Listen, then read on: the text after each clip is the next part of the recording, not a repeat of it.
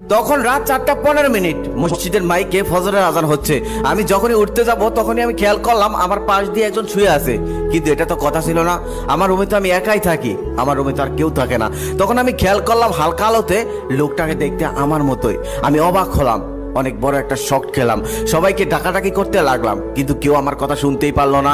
কিছুক্ষণ পর আমার রুমে আমার বোন আসলো, লাইট অন করেই আমাকে ডাকতে লাগলো, বললো ভাইয়া ভাইয়া ওঠ, ফজরের নামাজে যাবি না? এই বলতে বলতে সে শুয়ে থাকা ব্যক্তিটার কাছে গেল, কিন্তু আমার কাছে আসলো না। আমি খুবই অবাক হলাম। আমি রাগ করে বললাম, এই আমার পাশে এটা কে শুয়ে আছে আর তুই তাকে কেন ভাইয়া বলছিস? তুই আমাকে দেখতে পারতেছিস না? তবে সে আমার কথা কোনো কর্ণপাতই হলো না। আমার পাশে শুয়ে থাকা মানুষটার শরীরে হাত দিয়ে এসে চিৎকার করে কাঁদতে লাগলো। ঠিক তখনই বাবা মা দৌড়ে আসলো, বাবা মা এসেও চিৎকার করে কাঁদতে লাগলো। মা বিষয়টা বোঝার সাথে সাথে অজ্ঞান হয়ে মাটিতে পড়ে গেল, কিন্তু আমি কিছুই বুঝতে পারতেছিলাম না। আশেপাশে সবাই দৌড়ে এলো, সবাই কান্না করতেছে। সকাল হলো, সকাল হওয়ার সাথে সাথে আত্মীয় স্বজন সবাই ভিড় করলো, এলাকাবাসী সবাই ভিড় করলো, সবাই কান্নাকাটি করতেছে, সবাই আমার পরিচিত লোক। আমি সবার কাছে একে একে যাচ্ছি, কিন্তু কেউ আমার কথাই শুনছে না, কেউ আমার দিকে ভিড়েও তাকাচ্ছে না। সবাই ওই লোকটাকে নিয়ে ব্যস্ত, যে লোকটা আমার মতো দেখতে। আমি বুঝতেছিলাম না এগুলো কি হচ্ছে। আমি তখন একটা জিনিস ভেবে অবাক হলাম, গতকাল আমি অসুস্থ ছিলাম, আমার হালকা জ্বর ছিল, ঠান্ডা ছিল, কিন্তু আজকে আমার মনে হচ্ছে আমি পুরোপুরি সুস্থ। আমার শরীরটা একদম তুলার মতো নরম। মসজিদের হুজুর আসলো সেই লাশটাকে গোসল করানোর জন্য, তার সাথে আরো একজন লোক আসলো। সে আফসোস করে বলতেছে, আরে কালকেও লোকটা ভালো ছিল, কি টাকরা যুবক, হঠাৎ করে মৃত্যু এসে গেল। মৃত্যু কত সহজ। আমি কথাগুলো সব শুনছিলাম। তারপর তাকে গোসল করানো হলো, গোসল শেষ করে তাকে কাফন পরানো হলো, কাফন পরিয়ে তাকে খাটিয়ে রাখা হলো, আর মসজিদ থেকে একটা কালো কাপড় এনে তাকে ঢেকে দেওয়া হলো। সবাই এক নজর করে দেখছিল আর আফসোস করছিল আর কান্না করছিল, বাড়িতে কান্নার ঢল। কিন্তু আমি কিছুই বুঝতে পারতেছি না, কেউ আমাকে দেখতে পারতেছে না, সবাই ওই লাশটাকে নিয়েই ব্যস্ত। মা তো সেই অজ্ঞান হয়ে আছে কালকের থেকে, জ্ঞানী ফিরতেছে না। তারপর লাশটাকে নিয়ে যাওয়া হলো ঈদগাতে, সেখানে জানাজার জন্য।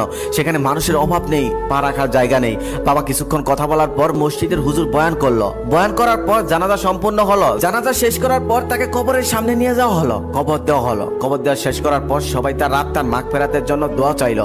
দোয়া চাওয়ার পর সবাই একে একে চলে গেল, শুধু বাবা যেতে চাইলো না। তারপর বাবাকে কয়েকজন ধরে টেনে টেনে নিয়ে গেল। ঠিক তখন আমি একা হয়ে পড়লাম। তখন আমি বুঝতে পারলাম আমি আর দুনিয়াতে নেই, আমি কবরবাসী হয়ে গেছি। তারপর আমি আস্তে আস্তে কবরের দিকে যেতে লাগলাম, কিন্তু আমার তখনও বিশ্বাস হচ্ছিল না। তারপর আস্তে আস্তে আমি সেই লাশটার ভিতরে ঢুকে পড়লাম। আমি যেন আবার নতুন করে প্রাণ ফিরে পেলাম, কিন্তু একই, আমি তো অন্ধকার কবরে। তখন আমি জোরে জোরে চিৎকার করতে লাগলাম, হে আল্লাহ, আপনি আমাকে আরেকটা বার সুযোগ দিন। আমি কখনোই নামাজ ছাড়বো না, আমি কখনোই রোজা ছাড়বো না, আমি কখনোই মসজিদ ছাড়বো না। একটু পরে মুনকার নকির আসবে, তারা প্রশ্ন করবে, আমি তাদের প্রশ্নের উত্তরে কি দিব? আমার তো কিচ্ছু জানা নেই। হে আল্লাহ, আপনি আমাকে আরেকটা বার সুযোগ দিন। এত ভয় পাচ্ছিলাম যে ভয় আমি জীবনেও কখনো পাইনি। ঠিক তখনই আমার ঘুম ভেঙে গেল। আমি লাফ দিয়ে উঠে পড়লাম। উঠে দেখলাম আমার শরীরের প্রত্যেকটা লোম দাঁড়িয়ে গেছে। হায় হায়, এটা আমি কি দেখলাম? আজকে আমি মারা যাইনি, তবে আমি যে স্বপ্নটা দেখেছি এটা একদিন সত্যি পূর্ণ হবে। তবে সেটা যে আরো কত ভয়ঙ্কর হবে তা একমাত্র আল্লাহ তাআলাই ভালো জানেন। সবাই মৃত্যুকে স্মরণ করুন, মৃত্যুকে নিয়ে ভাবুন। মৃত্যু নিশ্চিত। মনে রাখবেন, আপনি যদি মৃত্যুকে নিয়ে ভাবেন তাহলে আপনি অন্তত খারাপ কাজে যেতে একটু হলেও ভয় পাবেন। সবাই মৃত্যুকে স্মরণ করুন, সবাই সঠিক রাস্তায় থাকার চেষ্টা করুন।